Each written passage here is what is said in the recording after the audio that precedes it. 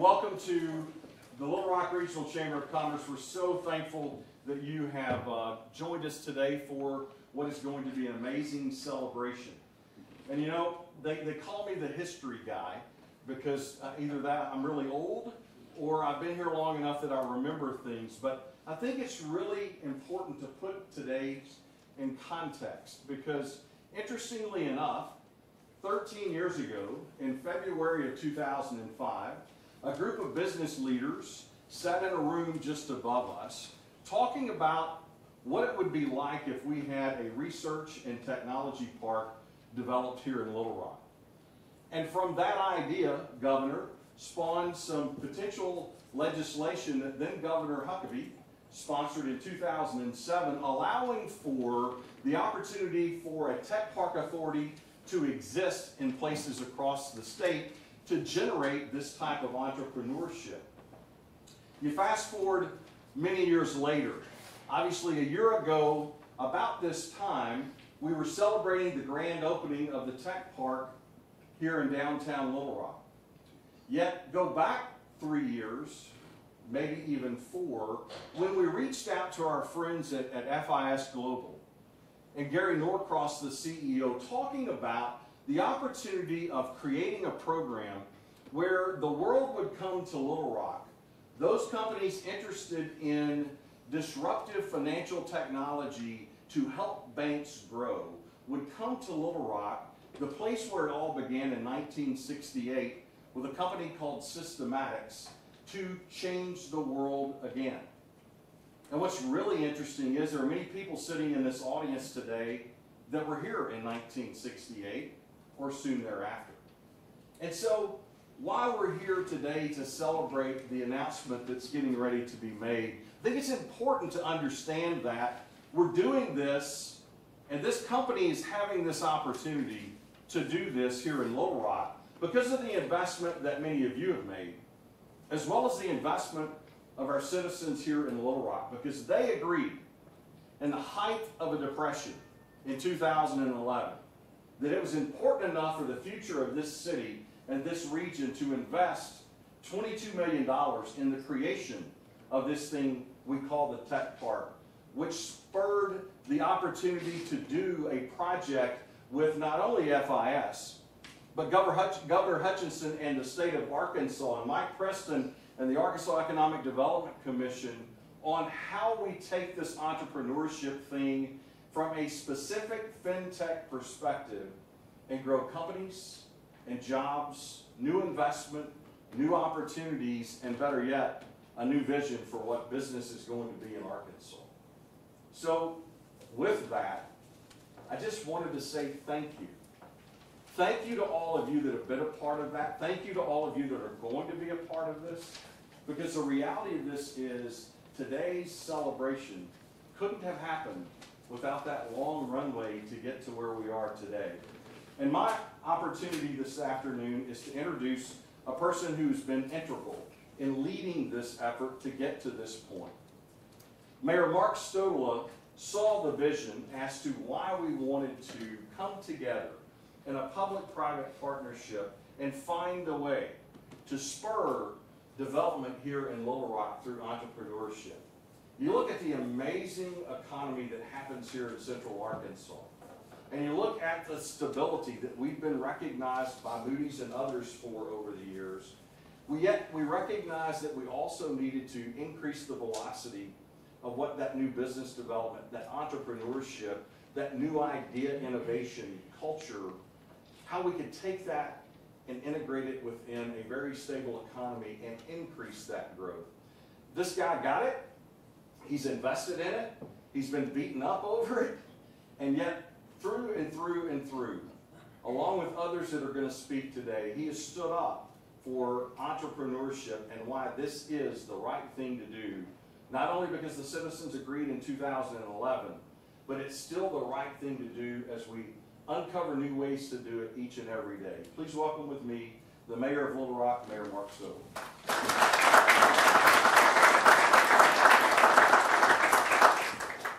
Well, thank you so much, Jay, for that gracious introduction. You talk about the history of the evolution of our tech park, and I remember those days when we were talking about a sales tax and we were talking about the challenge in a recessionary situation on how we were going to try to convince the voters that while we did have the lowest city sales tax in the state, we were still asking our citizens to dig in their pocket for a variety of reasons. And one of those reasons was obviously the vision of a technology corridor that would advance the capital city in so many significant ways. And so I too want to thank our citizens for their investment. It's very rare, I think, where you will find in other locations around the country where innovation corridors and technology parks exist, where the citizens themselves have invested the kind of public tax dollars that we've talked about here with the $22 million. You know, I'm asked often about what does a mayor do relative to the issues of entrepreneurship. And obviously, it is an opportunity for myself and people like Governor Hutchinson to create the environment where these types of technologies and businesses can grow and thrive. And so certainly the tech park, the opportunity to develop an area of downtown that needed development certainly created an opportunity that was pretty unique in my opinion. It took a while to get there with our technology board, but I think the result of it has been very, very significant. And I mentioned this a couple of days ago to a group. In 2013, there was nary any development whatsoever on Main Street. The idea of a creative corridor was an idea that I brought to bear with a small amount of local money, some federal grant money, actually from the EPA of all places, the National Endowment of the Arts getting a grant, some private grants. And so over the course of about 24 months, with less than $2 million, we were able to see an injection of over $150 million worth of private sector investment on Main Street. And hence the development of the creative corridor, the great collision of science and technology with our innovation district, along with arts and culture, with the opportunity for the ballet and the rep and others down in the 500 block to be able to develop. And that kind of 24/7 collision is really what this is all about. So as a mayor, my job is to try and create that environment for these kinds of businesses to grow and to thrive. And so I am so excited to be here for this launch of LumoXchange. Certainly the idea and the opportunity for sending and searching and comparing and getting the most favorable exchange rates is something that I think is going to not only be a great benefit to certainly the business itself, but to the consumer, to the people who are wanting to take advantage of that. And so it's so exciting to see that LumoXchange decided that in that fintech environment, that very first fintech, that this was the place to be, that this was an opportunity. It was a place in the heartland of America that was creating that kind of technology and intelligence, and the quality of life and the friendships that are created that I believe is what convinced LumoXchange that this is the place for them to call home. And so between the Venture Center, our FinTech accelerators, the technology park, all of those things coming together, I think have created a great, great environment, a real uniqueness for the city of Little Rock. And I'm very proud to have played a part in that, to work with my partners, with the Chamber and with the Arkansas Economic Development Commission, to be able to attract quality people. One of the functions that I've got with my hat on as a National League of President of the National League of Cities this year is to really focus on an issue that I think is so critically important. And it has to do with the issue of the future of work. What kind of jobs are we going to create for the future? What kind of environment are we going to create? And the disciplines and the practices that people need for the jobs that my 4-year-old grandson is going to need to have. What are those kinds of things that are going to be happening, whether it be in the area of robotics, artificial intelligence, autonomous vehicles, all of the kinds of collisions that are going on that are really disrupting so many of our traditional ways of doing business. Those are the kind of things that the technology park, that people like Moss at LumoXchange and others are being able to create.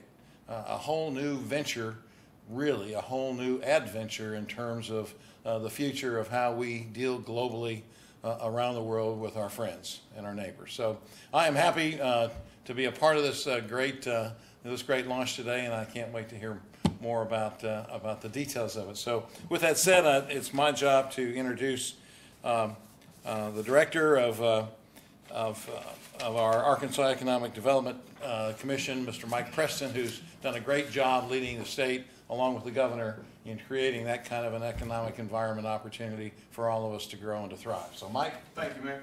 Thank you for being here.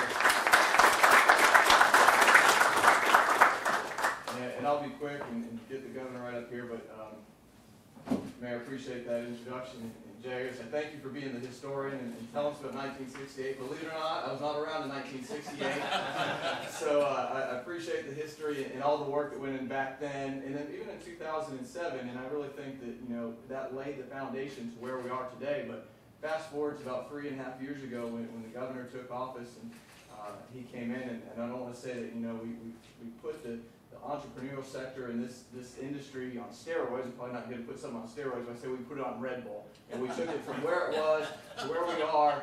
And Jay, you gave the historical perspective. I got to say, we're looking toward this future now. And the future looks really bright because of all the work that's happened. And I'm excited about today. I think you're starting to see the products of the accelerator program, the partnership with FIS and the chamber and the venture center. You're starting to see that come to fruition now with companies turning ideas into actual products and starting to sell them, and they're going to start to scale up. And Moff, thank you for choosing Little Rock, for making Arkansas your home. We're excited to have you here, and I think we can point to you in the future as a success story of how this can grow just exponentially. But out of that program, that first partnership with FIS, I go back to when we had a conversation, the governor and I, we were in Europe somewhere. I don't remember if it was France or Germany or London. They all kind of run together, but we were talking about the partnership and the accelerator program. The governor leaned over and said, you know, we got to think about taking this onto a bigger scale. How can we just, you know, move beyond, you know, fintech, and how do we work with agriculture and healthcare and cybersecurity? How do we make this across the board? And so, well, governor, we really don't have a funding mechanism to do that through AEDC and through the state. So we thought for a minute. He said, well, Mike, let's create one. So under the governor's leadership, we went back to the legislature, and we created a program through AEDC where we can now partner with industry. We still have a partnership with FIS. It's a great partnership. But now you see what's going on in Conway and the partnership with Matova and UCA, and they're doing a 10X cybersecurity accelerator program. And then you have Baptist Health, who's partnered with Winrock, who's doing one in healthcare. So this was the start for it, and we're seeing the product of that. But the future is bright. There's more to come, and it's thanks to the leadership of Governor Hutchinson. Governor, please get up here and talk to us about it.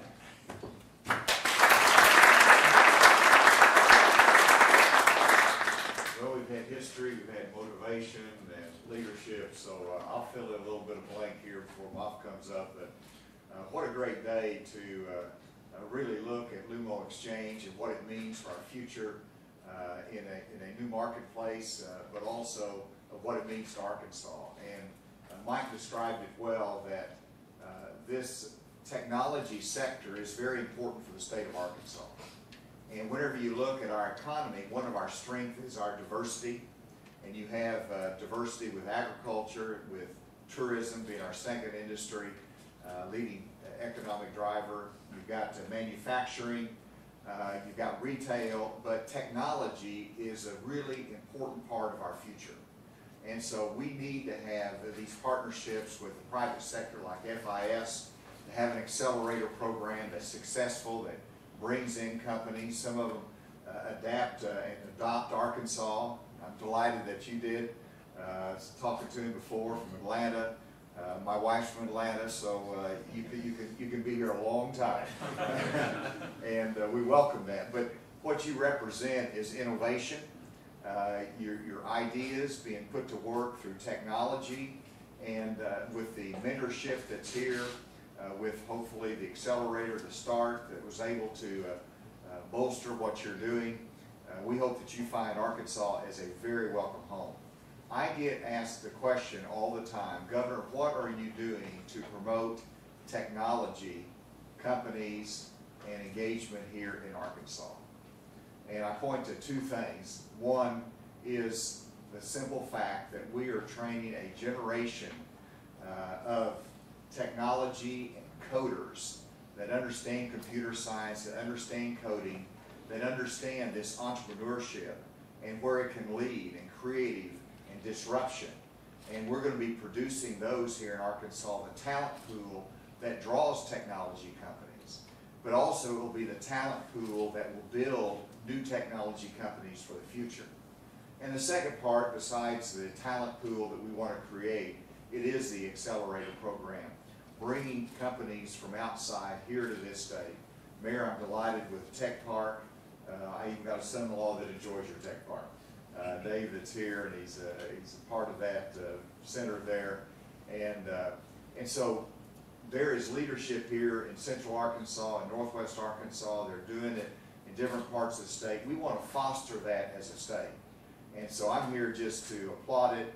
And there's not a better fit than in the financial sector. We're the natural state, and we're a natural state for financial services and innovation in that sector. If you represent that, we're proud of you. We look forward to seeing future successes. Thank you.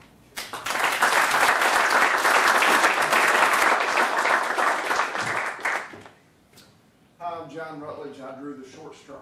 I get to follow the government. Never thought I'd have that privilege, but we're excited to be here, excited to be part of this. With First Security Bank, obviously, we got to play a small role in that. That's what in this announcement today. That's why I'm up here.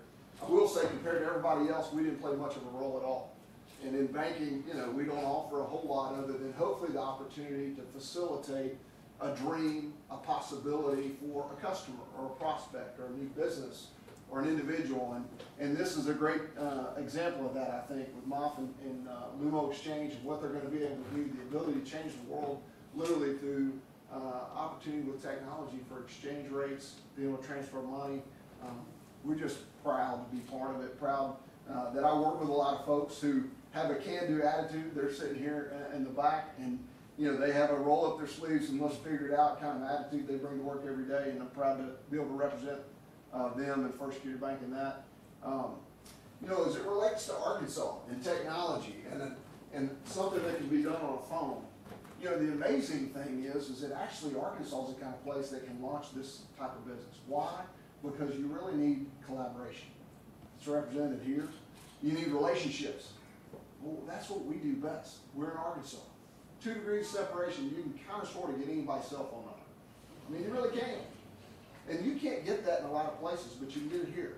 And I think that's represented by all the people that have been involved in this process, and we're just proud to be a part of it as well. So thanks for letting me be a part of it.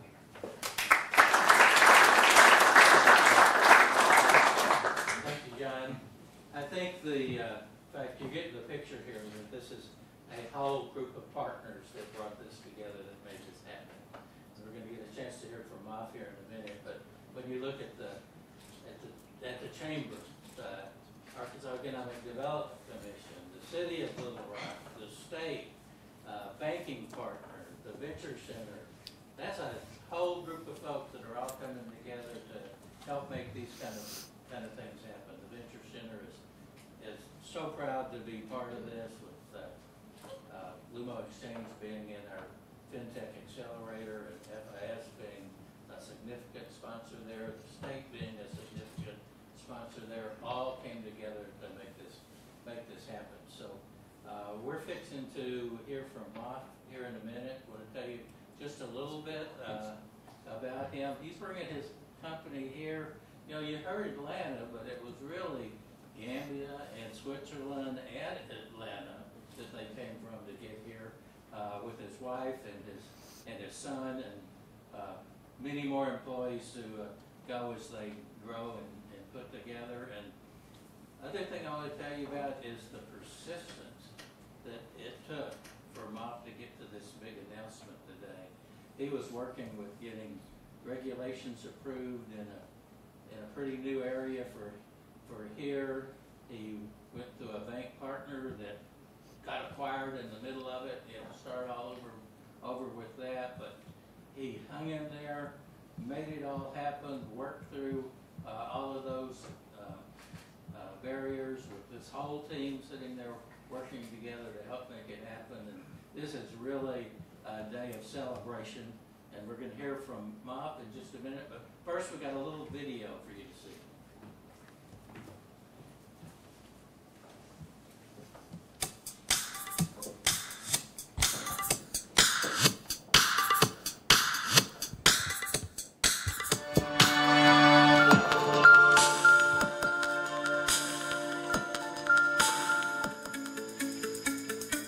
Well, the idea came from my personal experience of sending money to Gambia, West Africa.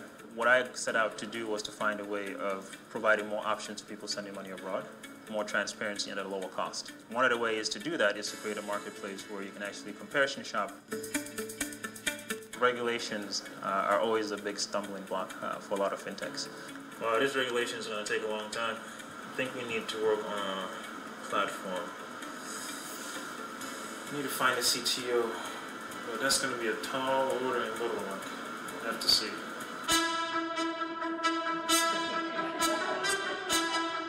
It is tough to find someone who's a CTO who's 6'8". Luckily, that's not the only qualification I have. So, technology-wise, our product stacks up very well against the competition. We're nimble, we're fast, and we're scalable. A lot of other companies aren't able to do that. Our compliance onboarding piece is very easy, but also very dependable. We make it very easy for our customers.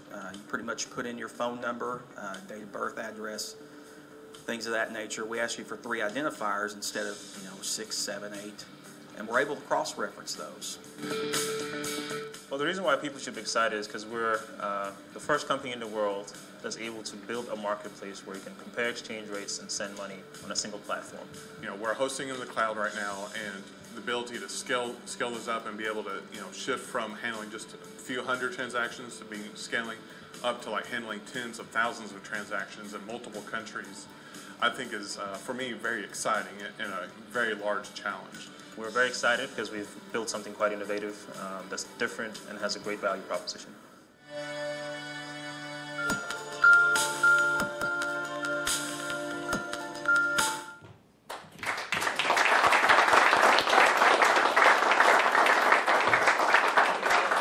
I appreciate you for coming in. This has been a very interesting journey for us, as mentioned by James. We moved here about 18 months ago. Had an idea to change the world and how we send money abroad. And it came from a simple idea that when I travel, I get to shop for the best hotel deals. I can get to try for the best flights and prices and so on and so forth. And so we said, how can we change that when we're actually sending money abroad? And so we built a platform where you can actually compare exchange rates as you're sending money abroad. And that might seem like something simple, but when I was working for PepsiCo, I had to do that at night. And I called my CTO at that time, who was in Switzerland, and I said, hey, there's this accelerator program in Little Rock that has this fintech program we can go to. And he's like, where's Little Rock? And I opened up the map and I said, it's right above Texas. When you go to the flights, you have to fly to England, to Chicago, and make it all the way there. And he's like, why can't we go to a bigger city and apply for a accelerator program there? And I said, well, we've lived in New York, we've lived in Atlanta, and we haven't made any moves. And I said, hey, we need to buck the trend and let's go to a smaller city. And that's what I wanted to kind of point out here, is that I was able to make the connections to actually make a huge leap of faith and actually jump into a fairly different industry than I was in. I was an engineer, and now I'm in fintech. But the relationships that are here in Little Rock and the ability to make the connections that are needed to facilitate global payments are extremely important for any startups. Coupled with the fact that it's actually pretty affordable to build a team here. So we have Daniel and Brad here with me. And I'm actually very, very happy to announce that we've launched our platform into 5 countries. We have an addressable market of $7 billion of payments. At the end of next month, we will actually launch in the Philippines, which is another $10 billion. We have $17 billion worth of payment to be able to send money across borders. You can save money up to 50% versus your bank, or work with a bank, and hopefully we can offer that down the line. For companies like Western Union, you're talking about sending $200 across borders. And it can cost up to $50. So when I was actually here doing the accelerator program, my son was in Gambia while I actually tried to play around with this fintech stuff. And it cost me about $50 to send money to him every month for $200, right? So when you think about a majority of people who are here supporting family across borders, this is a way of actually building economic value in countries across the world where you're actually making a difference. So taking 50% of a $200 transaction, it's quite significant. And so what we're doing is building a really affordable platform that actually opens up the market. So we're showing you what the actual banks trade with locally in each country, and they completely convert your payment to local currency. So it's the hotels.com for cross-border payments. We're excited to be here, and I'm going to show you our product video, hopefully worked on for the last 18 months. This is LumoXchange. We are on a mission to change the way you send money across the world. And it starts with a simple search. Tell us where and how much you want to send. Let's say you are sending $500 US to the Philippines. Then click Compare Exchange Rates and let us do the heavy lifting. We work with the leading banks in the Philippines through our local exchange networks and get you the exchange rates the banks use to trade US dollars for Filipino pesos. Unlike other money transfer companies, we don't hide those great exchange rates and apply margin. We reveal those same great exchange rates and let you to pick your exchange rate and how your beneficiary will be paid. Our fees are clearly listed up front, so you get to pick your rate and save up to 50% versus your bank or other money transfer companies. Just like Hotels.com lets us book a hotel for a lower price, LumoXchange finds you the best exchange rates and send money quickly and securely. It's international money movement the smart way. LumoXchange. Search, compare, send. So that's what we're working on.